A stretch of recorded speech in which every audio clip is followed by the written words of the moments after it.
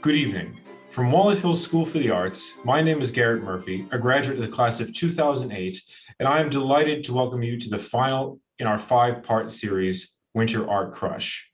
Our series aims to offer you a peek behind the curtain at what happens in each of the 5 art majors here at Walnut Hill.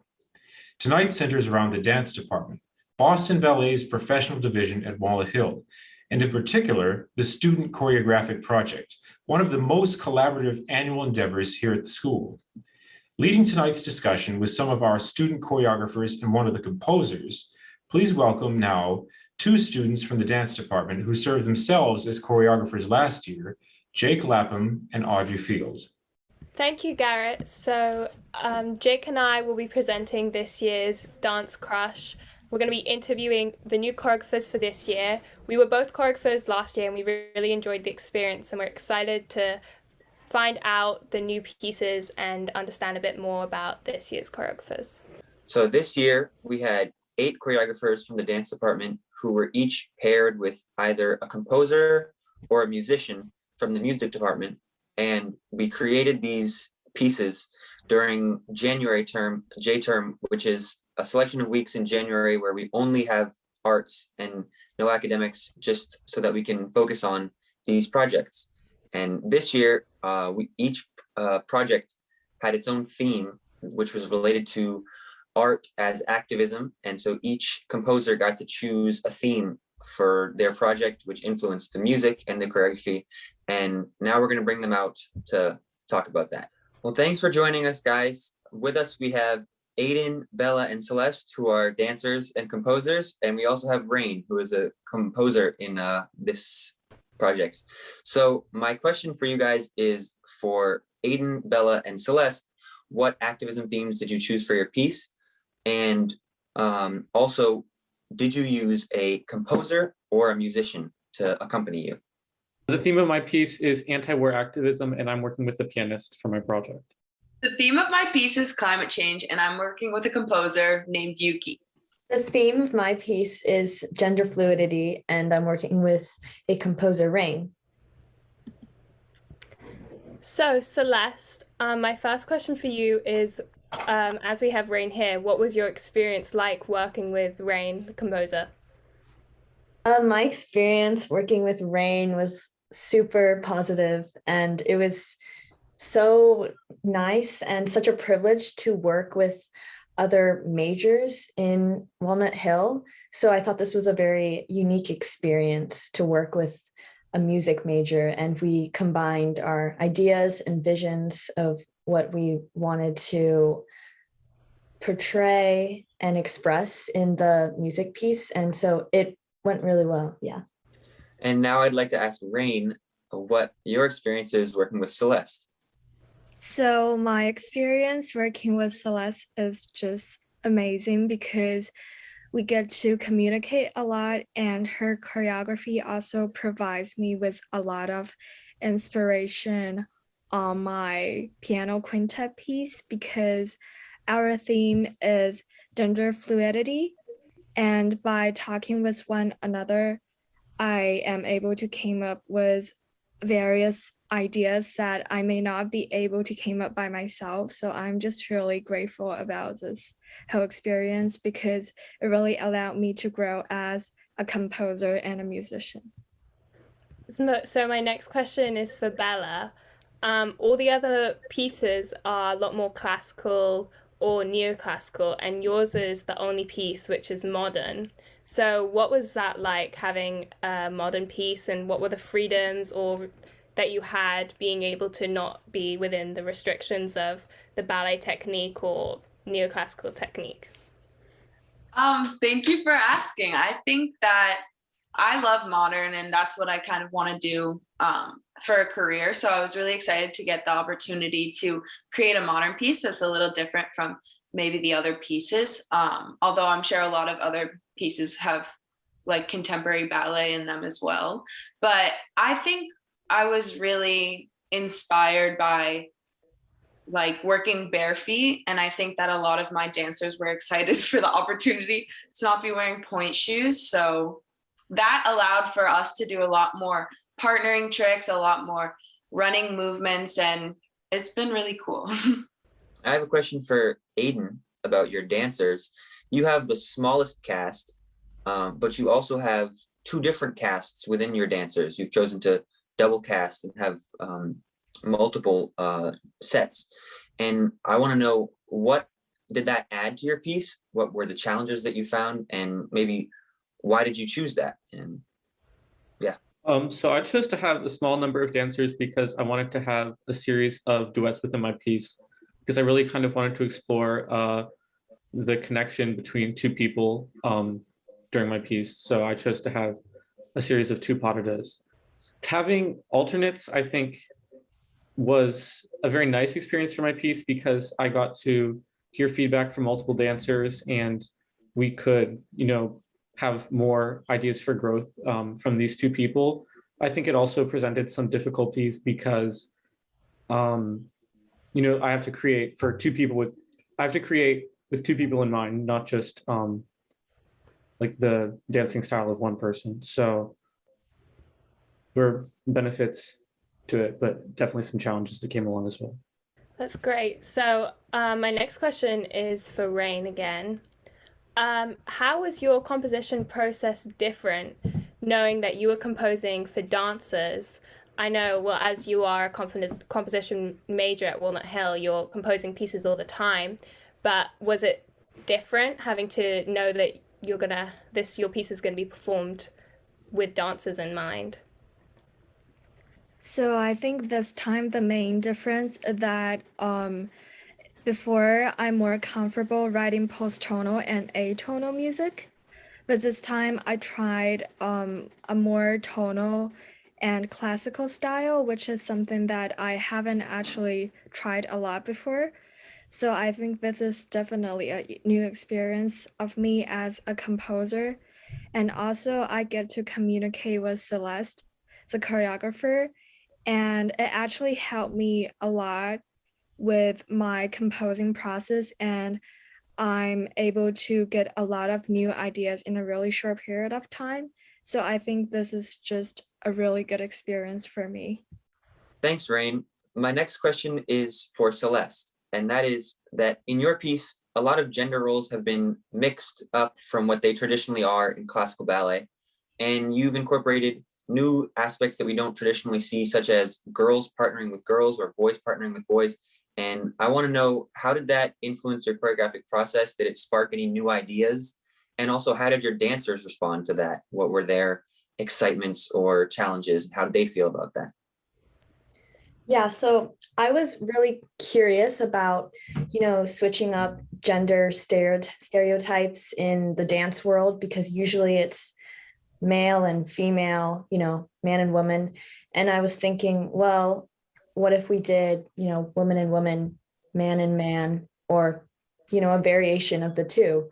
And it was challenging at first because, a lot of girls aren't used to partnering girls. So that was one big challenge that I had, and also vice versa with boys partnering boys. But my dancers responded really well to that. And they were very open to trying new partnering skills. And I think overall, it led to a greater acceptance of just people being people, and not identifying as one gender or another, but just simply being themselves as they dance. That's great. So my next question is back to Bella. You have definitely the biggest cast, and it's a different style, so you're having to teach maybe more than some of the other choreographers are, and you're working with a composer. So how was this experience as like a directorship role for you, learning how to manage all these different parts? I think it sort of just came together. Like I've never really had this sort of experience before where I've ever really taught or choreographed, but Yuki was very helpful and her music was very influential to what I was choreographing. And as far as how big my cast is, it is pretty big, but everyone is so dedicated and respectful, and like they all are really working hard to get it to be what I want it to be. So I think like a big part of it goes to how well they were like picking up choreography. And there are also sections in my dance. So like certain people are different characters and different elements. So I was able to sort of do sections, and that way it was easier for everyone to learn everything. It's also kind of a long piece. It's like a little over 5 minutes long. So it was just a lot of choreography, a lot of people, but everyone pulled together through injuries and whatnot. And I'm really proud of the piece it came out to be. Thanks, Bella. My next question is for Aiden, and that is, you were one of the few people who got to choose their music ahead of time, as in it wasn't a piece that was composed for you during this process. And what was it about your piece that led you to choose it? And what was it about your piece that influenced your choreography? I was looking for a piece of music that had, I guess, distinct sections, and I was looking for themes of both like conflict and then of unity or harmony within the music. So the way our pieces of music went about being chosen is we, as choreographers, made a list of potential pieces that we'd be interested in our pianist playing, and then we communicated with them, and they, I guess, took into account what they would like to play or like to work on in these few months leading up to the show. So actually, one of the pieces that was ended up being the music that I'm choreographing to is one that I think I related less to on my list. So I think it was a challenge, perhaps, using this piece of music. And I think whereas in other pieces, the themes that I were attempting to portray were very obvious within the music. This the themes are definitely there, but they're a bit more hidden. So I think using this piece of music was more difficult at first, but I really appreciated the opportunity to be able to use it because I think it required more creativity, both on my part, but also on the parts of the dancers to be able to portray the emotions that I'm hoping the audience will be able to feel when watching my piece.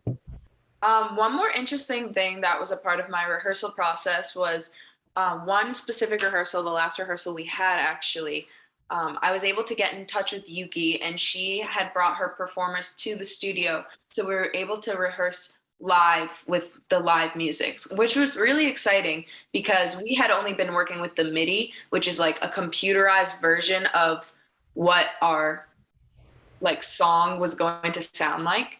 And so it's kind of strange. It sort of sounds a little emotionless because it's computers playing the music. So once we had that live component of these performers in person with us, it totally changed how the dancers were feeling the music. And I think it really enhanced their performance. So that overall component is something I'm really looking forward to for the performances. That's great. Celeste, a big part of your piece is two boys that will be wearing point shoes for the whole part. How is that experience, and how is it working with Ben and Unknown on point? Yeah, so this experience with the two boys, Ben and Unknown, dancing on point has been so beautiful and also so accepting, and it's given me a lot of freedom, as well as both of the boys, to just be who they are and just let their true souls shine through. And I think that through this process, I've kind of realized that anyone can dance on point, anyone can wear tutus, anyone can, dress, act, be on point, do anything they like in order to express their true selves. And so having all the dancers kind of be in that inclusive and accepting environment has made it really powerful, and I'm really excited to show it on stage. Another exciting thing about this piece is that the music is going to be performed live. And Rain, what was your perspective on that experience? So I think this is definitely a very exciting news for us that my piece is gonna be performed live on stage. But at the same time, I think there are definitely some new challenges that my instrumentalist and I, as a composer and a conductor, is gonna face because I haven't actually conducted my piece before. And as this is the first time that I'm writing a piano quintet, I have to like gather all my instrumentalists and set up rehearsal time. And also we have to work on the cueings a lot on stage because the setting on stage may be kind of difficult for them to cooperate and think about the rhythm.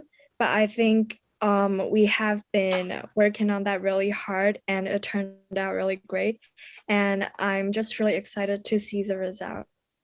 So my final question for all of the choreographers and Rain, you as a composer, was what was your favorite memory from this whole process that we've been working on throughout January and now into February? So if Aiden, do you want to start?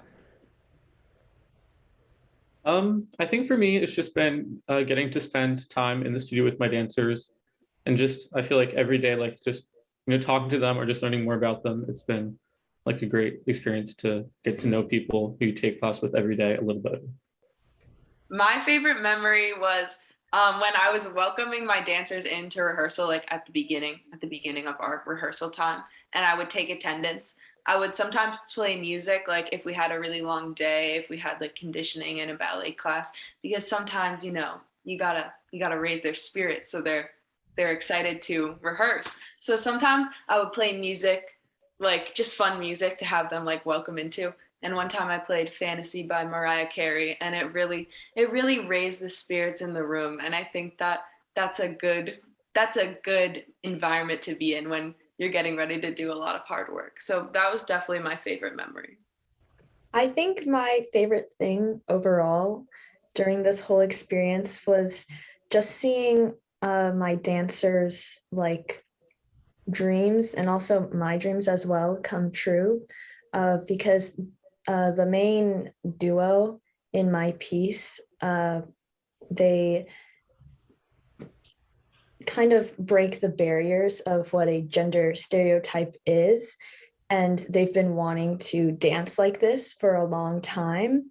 And so for them to finally express exactly how they feel in their own skin and feel comfortable was really liberating for them and as well for me as well. Yeah. I think my favorite part of this whole project is just get to talk with my choreographer Celeste and then get to rehearse with my instrumentalist because I really cherish this opportunity to push myself out of the comfort zone of composing atonal music and try a new style that I haven't actually tried before. So yeah. Well, thanks everybody for your insights and your experiences. And now we're going to give it back to Garrett and Miss Weiss. Thanks, Jake. I hope you all enjoyed this glimpse into our process for J-Term. I'm really excited to see what the choreographers and composers have done for their final pieces. I think it's projects like these that really give us a chance to foster in the next generation of great artists. When I think about some of the greatest teams like Balanchine and Stravinsky, I'm reminded of that here when I listen to the students talk about their work. And I hope that that's something that, given this opportunity that's set them outside of their box, but kept them in their genres and other areas of their genres, gave them the opportunity to see is possible for the future. If you want to see these shows, we have 2 performances coming up, February 25th and 26th. They're both at 8 o'clock at the Kiter Theater here at the Walnut Hill campus. So I hope we all see you there to support these young, brilliant artists. And now I'm going to hand it over to Garrett. Thank you, Miranda, for your partnership and vision with this project, and to our wonderful student moderators, Jake and Audrey, choreographers Celeste, Bella, and Aiden, and composer Rain for taking part in tonight's Crush. the final in the winter edition of our 5-part series highlighting the work happening in each of the 5 art majors.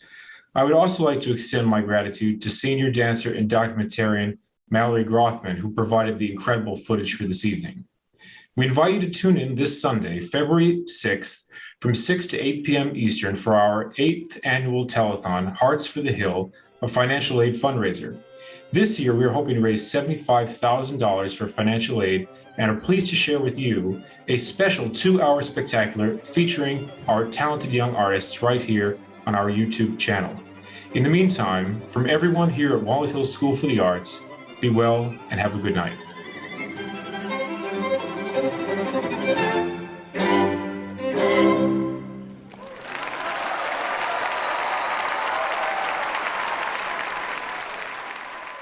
Hi, I'm Macy. I'm Kennedy. And I'm Yuki. And we're your hosts for the 8th annual telethon, Hearts for the Hill. Coming to you live from the Delbridge Family Center for the Arts. Sunday, February 6th from 6 to 8 p.m. Eastern.